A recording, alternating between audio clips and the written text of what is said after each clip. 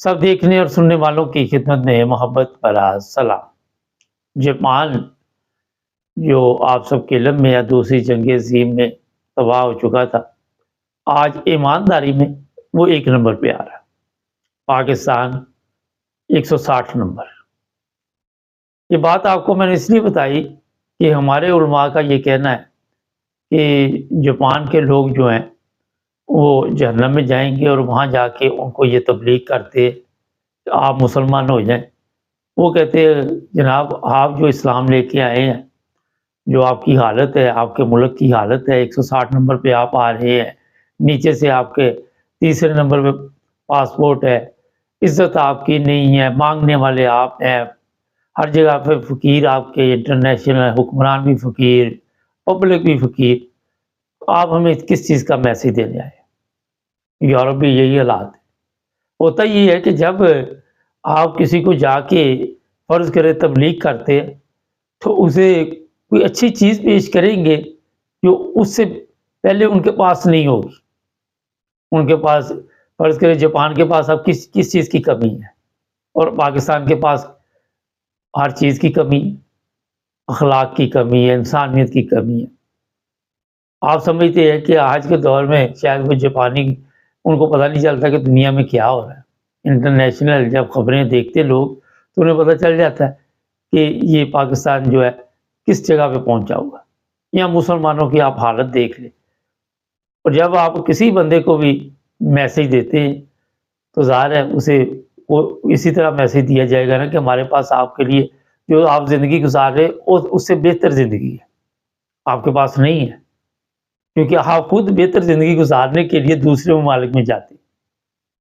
12 लाख पाकिस्तानी पिछले साल बताया जा रहा है पाकिस्तान छोड़ के चले गए। इंटरनेट स्पीड ख़त्म कर दी गई। ताकत के ज़रिए आप हुक्मरानी कर सकते हैं, तरक्की नहीं कर सकते। तो ये लंबे अरसे तक नहीं चलता। आप देख लें मुख्तलिफ मज़ाहब, मुख्तलिफ फ़िरक़ों के लोग यहाँ पे तबलीग के लिए निकलते हैं। अब जर्मन है, मैं इसलिए ये बात कर रहा, आज मुझे एक सवाल हुआ कि ये जर्मन में क्यों नहीं लोग मुसलमान होते? मैंने कहा उनको एक अच्छी ज़िंदगी मिली हुई है, वो उसमें हैप्पी हैं, उनको कोई पूछने वाला नहीं है और उनको फ़िक्र नहीं है किसी चीज़ का भी। तो वो किस तरह आपकी दावत कबूल कर ले? जब वो आपकी हालत देखते हैं, वो आपसे यही सवाल कर ले कि आपने अपने ममालिक में क्या किया? अपने मुसलमान ममालिक की जब आप उनको कहानियाँ आपने क्या सुनानी अखबारों में पढ़ते हैं या न्यूज़ में, सोशल मीडिया पे, उसके बाद आप जो दावत दे रहे हैं, मेरा ख़्याल है वो नहीं कबूल करते। तो यही वजह है आज जर्मनी में बेशुमार लोग जो है वो तबलीग में लगे होते हैं, यहाँ पे इंग्लैंड में लगे होते हैं। फिर आप देख लें अमेरिका, कनाडा, ये तबलीगी जमात वाले भी निकलते हैं पाकिस्तान से। ये पाकिस्तान को ठीक नहीं कर पाए तो दूसरे ममालिक को कैसे ठीक करेंगे? ये भी एक सादा सा सवाल है। मुझे यहाँ पे जो लोग मिलते हैं मैं उनको कहता हूँ कि मुझे एक भी बंदा दिखा दे जो यूरोपियन या जर्मन अदालत के मुकाबले पे कोई मुसलमान ऐसा हो जो फैसले कर रहा हो, आपको नहीं मिलेगा। अदल के साथ जिस तरह यहाँ पे सिस्टम को चलाया जाता है, क्योंकि सबसे बड़ी चीज़ अदल है। आप पाकिस्तानी एक भी नहीं ऐसा पैदा कर सकते जो अदल के मुताबिक सिस्टम को चला सके। पाकिस्तानी क्या मुसलमान भी नहीं पैदा कर सकते आज के दौर। ये जो शाम का मसला है इस पर भी थोड़ी सी मैं बात करनी चाहूँगा कि जब आप अपनी कौम पे जुल्म करना शुरू कर देते हैं अपने लोगों के ऊपर और उनके लिए तकलीफ दे ज़िंदगी, तो फिर वो दुश्मनों के साथ जाके मिल जाते हैं। वो फिर दुश्मनों के साथ मिलकर वो अपने मुल्क के लिए, मुल्क के ख़िलाफ़ काम करना शुरू कर देते हैं। और बाद में ये कहा जाता है ये आज़ादी के लिए हम जंग लड़ रहे थे। आज़ादी के लिए जंग लड़ रहे थे तो अब इसराइल ने पता चला कि दमिश्क के पास पहुंच गया। हो सकता है आने वाले दिनों में आपको ये भी खबर मिल जाए कि शाम को तोड़ दिया गया, उसके 3-4 हिस्से कर दिए गए, किसी पे इसराइल बैठ गया है, किसी पे तुर्की बैठ गया है, किसी पे कोई बैठ गया। अब तुर्की बमबारी करके कुर्दियों को मार रहा है, इसराइल भी लगा हुआ है, अमेरिका भी लगा हुआ है, रूस भी लगा हुआ है। वजह ये कि आपने अपने मुल्क की कदर नहीं की। आप पास ताकत आई, ये जो भी सदर उनका भाग के गया, ये उसका भाग था। تو آپ نے عوام کو عدل نہیں دیا، لوگوں کو جیلوں میں بند کیا بے گناہ۔ یہ سیم پاکستان بھی وہی حالات۔ کئی لوگ تو کہتے ہیں ہم نے سورج ہی نہیں دیکھا، پتہ نہیں کتنے سال بعد سورج دیکھا جو شام کی جیلوں سے نکل رہے ہیں۔ آپ خود بھی در بدر کی ٹھوکریں کھائیں گے۔ اگر عدل و انصاف کے ساتھ چلتے اور عوام کی خدمت کے لیے وہاں پہ کام کرتے، لوگوں کو بے گناہ جو تھے ان کو جیلوں میں نہ ڈالتے، تو آج عزت سے اپنے ملک میں رہتے۔ جب آپ نے چھوڑ دیا، وہاں سے بھاگ گئے، تو وہاں پہ اب آپ دیکھ لیں کس طرح کی تباہی اترے گی، آپ کو چند دنوں میں یہ سب کچھ سامنے آ جائے۔ سیم یہی حالات پاکستان کے ہیں۔ ہمارے کئی سینئر صحافی ہیں، وہ کہتے ہیں جی نہیں، پاکستان میں اور شام میں فرق ہے۔ جب آپ نے اپنی عوام کو، کسی کو مذہبی طور پہ استعمال کیا، کسی کو سیاسی طور پہ استعمال کیا، طاقت کے ذریعے عوام پہ گولی چلائی، کشمیر ہے، یہ بلوچستان ہے، یہ آپ کا خیبر پختونخوا، تو آنے والے دنوں میں امید نہ رکھے کہ وہاں پہ کیا حالات کوئی اچھے ہو سکتے ہیں۔ آپ نے تو اپنے چند سال زندگی کو گزار کے چلے جانا دنیا سے۔ پہلے بھی یحییٰ بھی چلا گیا، ایوب بھی چلا گیا، ٹھیک ہے عوام ان کو گالیاں دیتی ہے، مگر گالیوں سے ہوتا تو یہ ہے کہ کسی دوسرے آنے والے نے کوئی سیکھا ہو، مگر کوئی سیکھتا نہیں ہے۔ کوئی ایسا بندہ نہیں آپ کو نظر آئے گا جس نے اپنی پچھلی جو کمزوریاں اس سے سیکھا ہو، بلکہ بڑھ چڑھ کر اس سے زیادہ جبر شروع کر دیا، ظلم شروع کر دیا، زیادتی شروع کر دی۔ اس لیے میں بتا رہا ہوں کہ پاکستان میں آج کل دیکھ لے، وہ مدرسے ہیں، اس نے ایسی گیم ڈالی ہے طاقتور لوگوں نے، ایک تو ایجنسیوں والے فضل الرحمان کو دھمکیاں دے رہے، دوسرا مولوی اس کے سامنے کھڑے کر دیا آ کے، اور وہ فضل الرحمان کہتا ہے ہمارے اندر جو ہے وہ تفریق ڈال دی ہے، جس کی وجہ سے وہ کسی طرح بھی پیچھے ہٹنے کے تیار نہیں۔ اچربی سے آ کے مکھن لگوایا کہ جناب یہ تو اس طرح ہوگا، اس طرح ہوگا، قصے کہانیاں اگر فرض کرے تو آپ سن رہے ہیں نا، میں چند لوگ ہوتے ہیں اور ایک آدھا لفظ سن کے مجھے پتہ چل جاتا ہے کہ اس کے پاس کتنا دماغ ہے، میں پھر اپنا وقت ضائع نہیں کرتا۔ تو مذہبی طور پہ آپ دیکھ لیں، وہ کہتا ہے جی مدرسے آزاد ہونے چاہیے۔ وہ مدرسے کیسے آزاد ہونے چاہیے جب قوم ہی آزاد نہیں ہے، تو مدرسے کیسے آزاد ہوں گے؟ وہ مدرسے آزاد آپ دیکھیں کہ کسی بھی ملک میں ہو، میں نے کل بھی پرسوں بھی بتایا تھا کہ دین اور دنیا دونوں کی آج کل تعلیم جو ہے وہ ضروری ہے۔ کہیں بھی نہیں ہے کہ دین کی تعلیم سے آپ نے کیا، اکیلے اگر دین کی ہے تو کیا حاصل کیا، اس کی یا تو پاکستان میں بڑے اچھے اثرات نظر آتے ہو، لیکن لوگوں کو وہ بھی نہیں پتہ۔ آج اسلامی ممالک کی آج جو بربادی آپ دیکھ رہے ہیں، اس کی سب سے بڑی وجہ یہ ہے کہ ہمارے اندر غدار بہت پیدا ہوتے ہیں۔ سلطان صلاح الدین ایوبی کے دور سے آپ شروع ہو جائیں، نظر دوڑائیں، کتنے مسائل کا سامنا تھا اس کو۔ ایک تو باہر سے پرابلم، ایک اندر سے غدار، فیملی میں غدار، وزیروں میں غدار، مشیروں میں غدار، عوام میں غدار، فوج میں غدار، ہر جگہ پہ غداروں کے ساتھ اس کو زیادہ مشکلات ہو رہی تھی، منافقین تھے۔ اور آج بھی وہی حالات مسلمان ممالک کے بنے۔ مسلمان ممالک جو ہے وہ آہستہ آہستہ آپ دیکھیں گے ان کی حالت کیا ہوگی، زیادہ دیر انتظار کرنا نہیں آپ کو پڑے گا۔ عراق تباہ کر دیا، شام تباہ کر دیا، یہ آپ کے لیبیا، ایجپٹن، تمام ممالک کو تباہ کر دیا۔ پاکستان پہ نظر ہے، اور پاکستان کو جس طرح کھوکھلا کیا جا رہا ہے، زیادہ دیر آپ کو انتظار اس کا کرنا نہیں پڑے گا۔ اور جی دعا کرو، یہ سوشل میڈیا پہ لوگ کہتے ہیں دعا کرو دعا، میں دیکھتا ہوں یہ شام آپ دعا کرو، میں دیکھتا ہوں یا فلسطین کے لیے دعا کرو بیٹھ کے، یہاں پہ دیکھتے ہیں کہ کس طرح فلسطین میں جو 1 لاکھ بندہ مر گیا اور جو اور مرنے ہیں وہ بچتے کیسے ہیں۔ ساتھ آپ کو کچھ نہ کچھ ایسے اپنے آپ کو ایسی کوالٹی پیدا کرنی ہوتی ہے دعا کے ساتھ کہ آپ دشمن کا مقابلہ بھی کر سکیں۔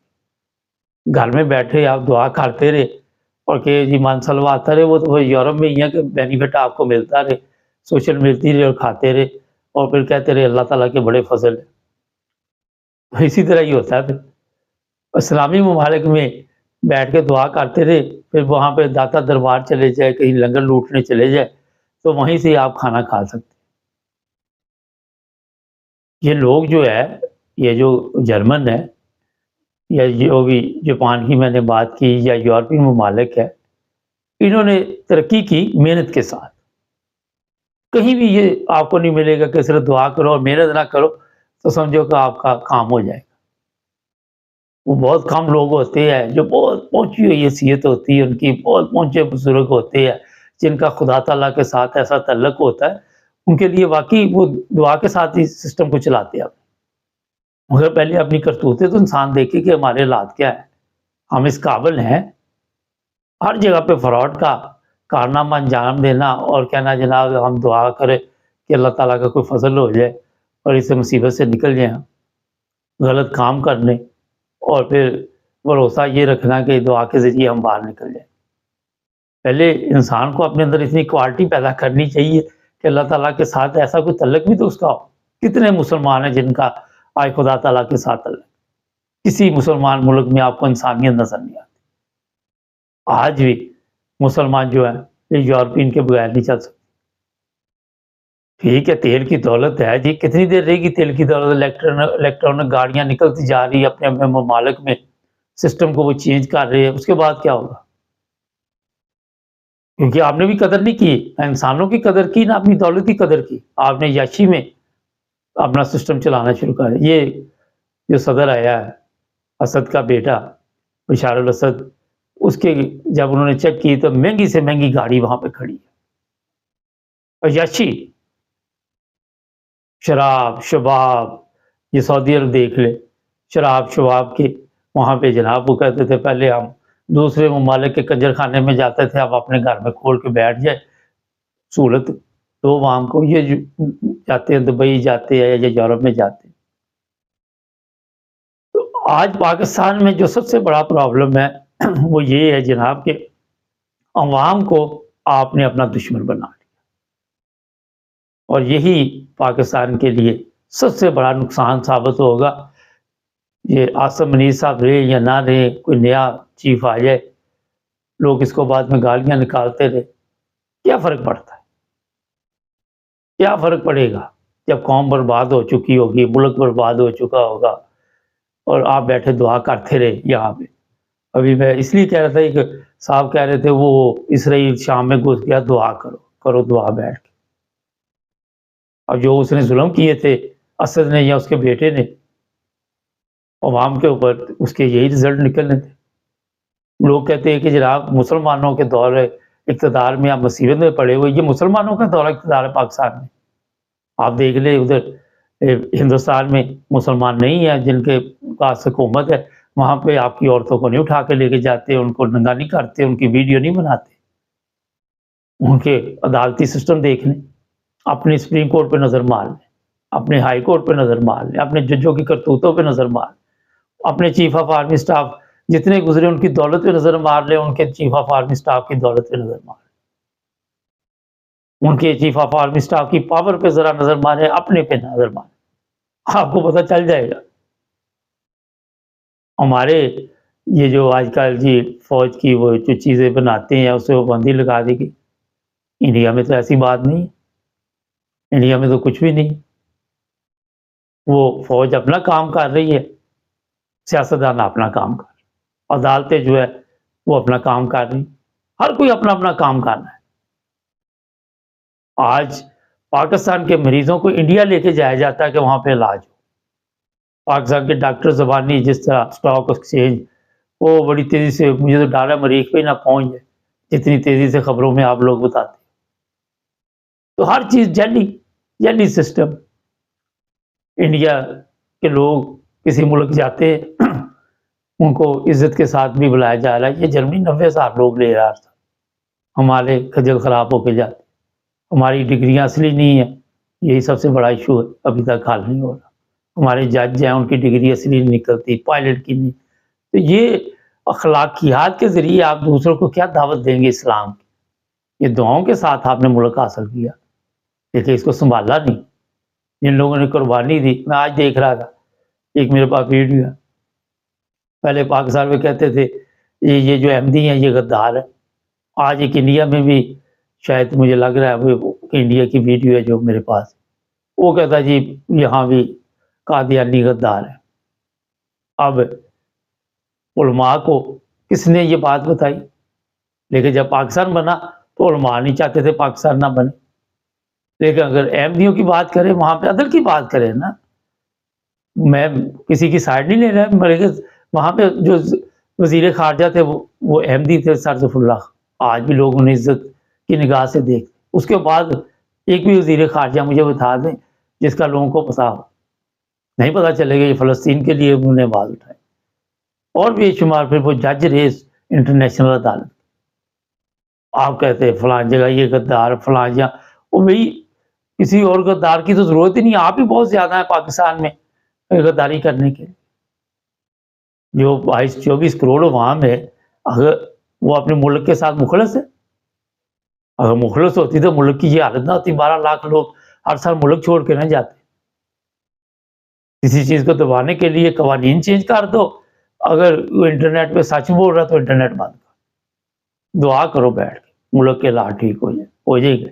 لگے رہو جس کام پہ لگے ہوئے لگے رہو. تو جناب جب تک آپ اپنی عوام کے ساتھ عدل و انصاف نہیں کریں گے، شام ہو عراق ہو کوئی بھی ملک ہو، اس وقت تک اسی طرح کے حالات کا سامنا کر رہا ہوں. لوگ کہتے ہیں جی کوئی کچھ نکال کے بیٹھا کچھ نکال کے بیٹھا، مگر پچھلے کئی سال سے آپ دیکھ لیں کہ مسلمانوں کی حالت جو ہے وہ دن بہ دن بدتر ہوتی جا رہی ہے. ہونا تو یہ چاہیے تھا بہتر ہوتی. نئی نسل کو تو پتہ ہی نہیں ہے، اس کو تو دلچسپی بھی نہیں ہے. آپ جا کے مائک یہ پکڑے مائک اور پوچھے لوگوں سے، ان کو دلچسپی نہیں. نہ جی بڑے لمبا ہو جاتا پروگرام. چینل کو سبسکرائب کرے، حسد نہ کیا کرے. یہ میں اس لیے کہتا ہوں کہ حسد بہت ہے. کوشش کیا کرے، میرے کہنے سے تو نہیں ہٹنا.